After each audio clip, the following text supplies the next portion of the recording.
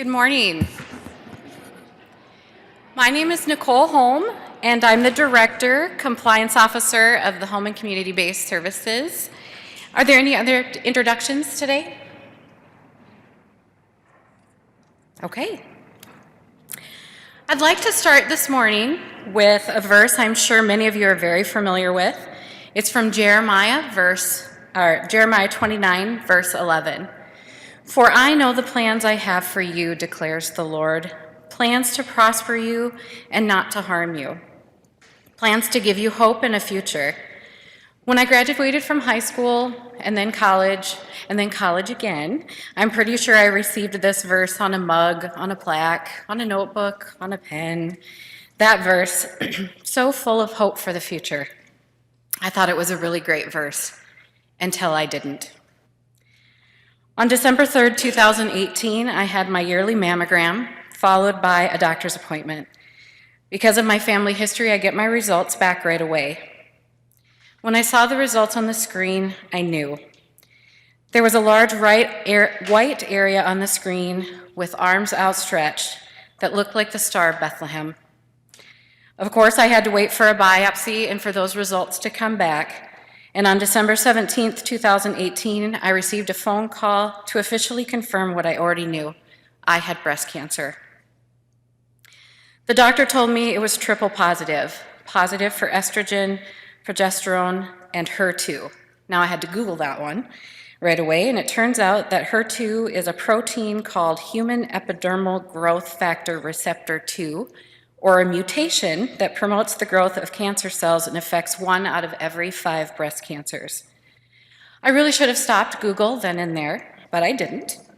I went on to read that positive HER2 breast cancers have a greater risk of relapse and metastasis, and HER2-positive tumors are less likely to respond to chemotherapy. My mind went to that verse, and I thought, seriously? And not to harm you? What did God think cancer, or more specifically, an aggressive mutant cancer that promotes the growth of more cancer cells, was going to do to me? We began a bit of a waiting game with doctor's appointments, MRIs, heart echocardiograms. Herceptin, the medicine that attaches to the HER2 protein and blocks the receipt of growth signals, also causes muscle damage and/or heart failure. Then I had surgery to put in a chemo port, and chemo started on January 23rd of this year. For 12 weeks, I had chemo every week with 3 different drugs. I actually felt pretty decent and was able to make it back to work in the afternoon when I had chemo in the morning. I went to that verse and thought, okay, maybe God really did mean no harm, and I thought that verse was pretty good again. It took about 3 weeks, and then the side effects started to kick in. I turned into a walking pharmacy with drugs to help me not throw up and drugs to stop my diarrhea. My coworkers joked about making me a bathroom bag full of soft toilet paper and some poopery to help me make it through those weeks of chemo. And then I started to lose my hair in the 4th week. Washing my hair and have it come out in clumps sparked my first hysterical crying event. I felt scared and hopeless.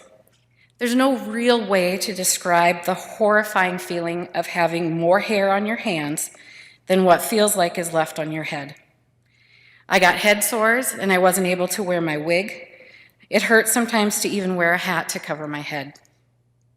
Once more, I went back to my well-worn duct tape Bible to a verse that I felt was letting me down. We already covered Jeremiah 29:11. For I know the plans I have for you, plans to prosper you and not to harm you, plans to give you hope and a future. But verse 12 goes on to say, then you will call on me and come and pray to me, and I will listen to you. To say that my husband and I, along with our family, friends, both near and far, co-workers, and even strangers were praying for me would be an understatement. I felt completely surrounded by all those prayers. I was praying all the time, but I wondered if my own prayers were being heard. Then I wondered if I was praying wrong. Was I too informal because I start my prayers off with, hey, God? Was I being selfish in my prayers to have cancer disappear? Other than the side effects, I felt like I was lucky and doing fairly well, and I maybe took that a little bit for granted. I assumed all my treatments would be like the first 12 weeks. At the end of April, I started on 2 new drugs, one of which is known in the cancer community as the Red Devil. I told myself I only have to do 4 of these treatments, and I can do it. But I did not do well with the first treatment. The drugs completely knocked out all my white blood cells. My count was so low that it didn't even register on any tests. So no immune system for me, a week-long stay in the hospital, and my second hysterical crying event. I had been so strong up to this point. I felt like I was a failure because I couldn't handle the chemo. I felt like I was a failure because I wasn't able to plan further ahead than a couple hours, and for those of you who know me well, know that that's a big problem. My next 3 doses were adjusted, and I did not get that sick again. However, I struggled through May and June with treatments and missed work to recuperate. In June, I had an MRI to measure how effectively chemo had shrunk my tumor and found that a new tumor existed. Again, I felt like a failure because I had somehow managed to grow a tumor while I was getting chemo to kill tumors. I was tired, I was drained, I was sad, and I was afraid. My lumpectomy surgery was scheduled for July 22nd. As I mentioned, I'd been having a hard time all summer. If you've ever seen Disney Pixar's Inside Out, I turned into sadness. I could barely keep it together during the day. My prayers included thanking God for all those who were praying for me, all those who stopped in my office and hugged me as I cried, and for my husband who held me as I cried at night. I tried to be more focused during my prayers to help with my struggles. I tried pretty much anything I could think of to help me through this time. I had my surgery and cancer was found in my lymph nodes, so a total of 14 lymph nodes were removed. And about a week after the surgery, I was starting to feel pretty good and was feeling like I could see a glimmer of light at the end of the tunnel. I came back to work on Wednesday, July 31st, and that night around 8:30 p.m., I got a call from my doctor. The pathology reports were back, and they were not what the doctors had expected, and I was scheduled for surgery the following Monday for a bilateral mastectomy. This sparked my 3rd hysterical crying event, which required backup to help my husband deal with me. This crying event lasted for a couple days. I was convinced I was dying. I was scared beyond belief, and my anxiety levels were off the charts. In the midst of the fear, I felt really angry at God. I felt like that glimmer of light I had just seen had been completely snuffed out, and I was alone in the dark. Once more, my mind traveled back to that verse, and I went back to my Bible. Jeremiah 29, verse 13 goes on to say, "You will seek me and find me when you seek me with all your heart." I was broken. I stopped trying to bargain with God and just prayed with my whole heart for God to give me some peace and to be able to trust in His plans. I won't say it worked overnight, but by Monday morning, August 5th, I headed into surgery with much less fear.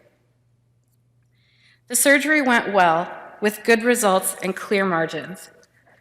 Because of the HER2 positivity and my body's response to chemo before my surgery, I receive Herceptin and chemo treatments every 3 weeks for 14 treatments, which will end on June 11th of 2020, not that I have counted them all out or anything.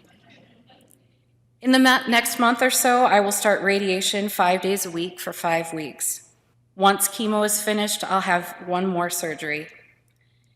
I face the road ahead armed with a few great verses that I look at completely differently than I ever have before. Jeremiah 29, 11 through 13. "For I know the plans I have for you, declares the Lord, plans to prosper you and not to harm you, plans to give you hope and a future. Then you will call on me and come and pray to me, and I will listen to you. You will seek me and find me when you seek me with all your heart." When I finally stopped thinking I was in control and turned to God with all my heart, verse 11 became that really great verse again by giving me hope and a future to look forward to. For me, though, I need to have those next 2 verses in order to completely understand that hope. I share my story with you today for a couple reasons. Number 1, it is Breast Cancer Awareness Month, and I think I'm a great person to remind you to check your chest. Not just the women, the men in the room need to do that as well. Breast cancer affects men too. Checking is quick and easy to do in the shower, and don't forget to check the lymph nodes in your armpits. Number 2, I felt led to share my story, all the ups and the downs. I have had so many people tell me how strong I am. That strength took a while to be real, and it comes from trusting God. It also comes from the prayers, cards, gifts, meals, and love that surrounds me every day. I am beyond grateful to be loved and cared for by so many. My brokenness came from cancer, but you don't have to have cancer to be broken, to be taken to your knees simply seeking a bit of peace from God. In those times of overwhelming despair, know that God is there and waiting for you to seek Him with all your heart. Please join me in prayer. Hey God, today I ask that you watch over, guide, and protect the employees and those we serve in our Detroit Lakes, Minnesota, and Dickinson, North Dakota locations. Be also with the Department of Allergy and Immunology and those they serve. Continue to be a guiding presence for those dealing with current natural disasters, for those in war-torn countries, and for those in need of food and shelter. There are private prayers in the prayer basket and on our hearts. Surround all of us with your loving arms so that we may know your peace. Thank you for giving us hope and a future, and for listening to us when we come to you with all our heart. In your heavenly name we pray. Amen. So, although it's only October, I hope that you will indulge me just a little bit as we sing the first 3 verses of We Three Kings. It was a tumor shaped like the Star of Bethlehem that started this journey for me, and in a weird way has led me much closer to God's perfect light. Thank you.